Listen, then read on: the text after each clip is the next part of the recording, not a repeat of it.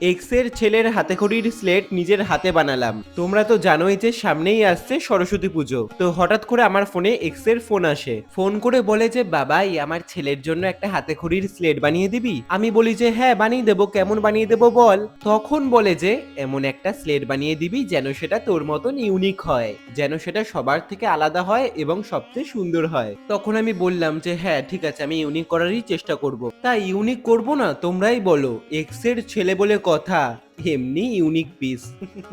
তো যাই হোক, চলো বেশি কথা না বাড়িয়ে এক্স এর ছেলের হাতেখড়ির স্লেট বানানো শুরু করি। প্রথমেই স্লেটের ওপর করব ক্লে ওয়ার্ক, তাই জন্য লাগবে 3 থেকে 4 প্যাকেট ক্লে। প্রথমে ক্লেটাকে ভালো করে মেখে নিয়ে লেচি কেটে নিতে হবে। তারপরে স্লেটের বিটটার ওপরে ফেভিকল আঠা লাগিয়ে সেই লেচিগুলোকে তার মধ্যে বসিয়ে দিতে হবে। হালকা হালকা শুকিয়ে আসলে ক্লের টুল দিয়ে সেই লেচিগুলোর ওপরে হালকা হালকা দাগ দিয়ে নিতে হবে, যেন দেখে গাছের গুড়ির মতন লাগে। তারপরে দেখো ক্লে দিয়েই লতা পাতা বানিয়ে সেই গাছের গুড়ির ওপরে ফেভিকল আঠা দিয়ে বসিয়ে দিয়েছি। তারপরে গাছের গুড়িটাকে এবং লতা পাতাগুলোকে কালার করে নিয়েছি ফেব্রিক কালার দিয়ে। ও হ্যাঁ, এখানে বলে রাখি স্লেটের একমাত্র কোনাকুনি 2 সাইডেই আমি ক্লে দিয়ে গাছের গুড়ির মতন ওইটা করেছিলাম, আর বাকি 2 সাইড ফাঁকা রেখেছিলাম কলকা করার জন্য।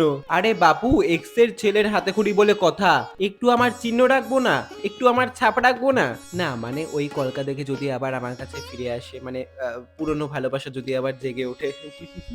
By the way, jokes apart, আমাদের নতুন বেসিক টু অ্যাডভান্স 11 দিনের অফলাইনে কলকার মাস্টার ক্লাস শুরু হচ্ছে 10ই ফেব্রুয়ারি থেকে ব্যারাকপুরে। সিট বুকিং কিন্তু শুরু হয়ে গেছে।